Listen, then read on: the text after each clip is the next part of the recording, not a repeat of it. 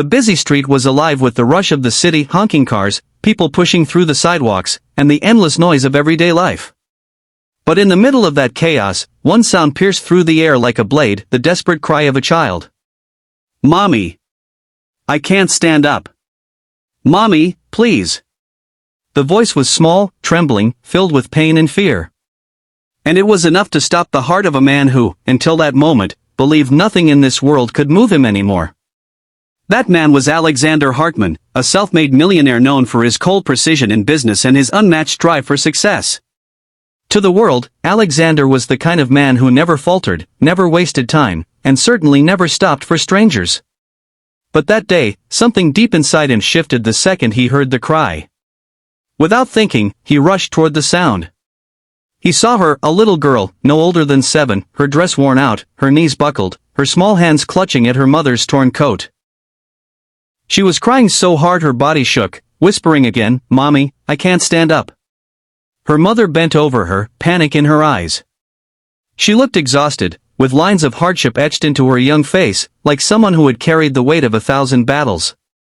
People walked past them as if they were invisible, too busy to notice or too indifferent to care.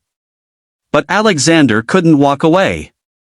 His own voice burst out, loud, commanding, shocking even himself. "What happened to her? Somebody call for help." The mother startled, shielding her daughter protectively as she looked up at the stranger in the crisp tailored suit, the gold watch glinting on his wrist. She whispered, almost ashamed, "She's sick, her legs. I don't know what's wrong anymore. I tried everything but I don't have the money for doctors." That sentence struck Alexander harder than he expected. He crouched down, leveling his eyes with the little girl's tear-streaked face. Her brown eyes held so much fear and pain, but also a spark of innocence that hadn't been completely stolen by suffering. "Don't worry," Alexander said, softer now. "You will stand again. I'll make sure of it." The mother looked at him as if she didn't believe people like him even existed. People with money rarely stopped, let alone cared. But Alexander wasn't just acting on impulse, he felt a deep pull inside, an echo of something he had buried long ago. A memory of his own childhood, of a little sister who had once cried in pain and whom he couldn't save. That wound had never healed, no matter how many millions he made. He called his driver and within minutes, the girl and her mother were sitting in the back of his luxury car, heading to one of the best hospitals in the city. The mother sat silent, clutching her daughter, as though afraid this kindness would vanish if she blinked. The little girl leaned against her, exhausted from crying, whispering softly, "Mommy. It doesn't hurt as much now." At the hospital, tests were run, doctors rushed in and out, and Alexander stayed, something he had never done before. He had closed million-dollar deals without blinking an eye, but tonight his focus was only on this fragile child. Hours later, the doctors explained, the little girl, Emily, had a rare condition affecting her muscles. It wasn't fatal, but without treatment, she would lose the ability to walk completely. The mother's eyes filled with tears, whispering, I don't have the money." Alexander cut in sharply, "She'll get everything she needs. Don't worry about the money." He signed the documents without hesitation. But what started as a single act of compassion turned into something bigger. Alexander didn't just pay the bills, he visited Emily every day, sitting by her side, telling her stories, bringing her small gifts to make her smile. For the first time in years, he felt alive, not as a businessman, but as a human being. He watched as the mother, Sophia, tried to keep strong, even though her hands were rough from endless labor, her back bent from carrying burdens alone. Weeks turned into months. Emily went through painful treatments, physical therapy, and countless moments where she cried, "Mommy, I can't stand up."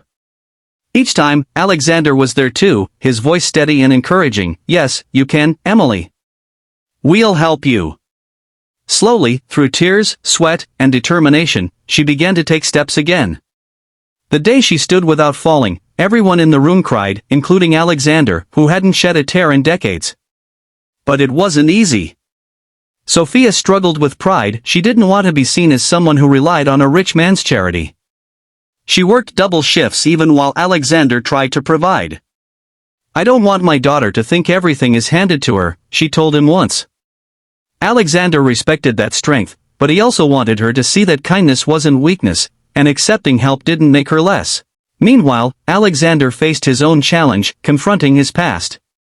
He opened up to Sophia one evening, confessing how he had once failed to save his little sister, who died because their family was too poor to afford proper treatment. "Maybe this is my second chance," he admitted, his voice breaking. Sophia reached out, for the first time, and touched his hand gently. "Maybe it's not just a second chance for you," she said softly, "but for Emily too." Months later, Emily not only stood but walked across the hospital room on her own. She turned to Alexander and said, "Look, Uncle Alex. I can do it." He clapped, his eyes glistening, his heart swelling with pride. For the first time in years, he wasn't thinking about business, money, or power. He was thinking about love, healing, and purpose. By the end of that journey, Alexander didn't just change Emily's life, Emily and her mother changed his.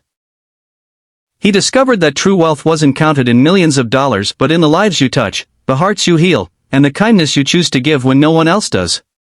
So remember this, dear friends, sometimes the cries of the smallest voices can awaken the biggest changes in our lives. Never ignore them. Speech balloon. If this story touched your heart, let me know in the comments below. Have you ever witnessed or experienced kindness from a stranger that changed your life? I'd love to hear your stories.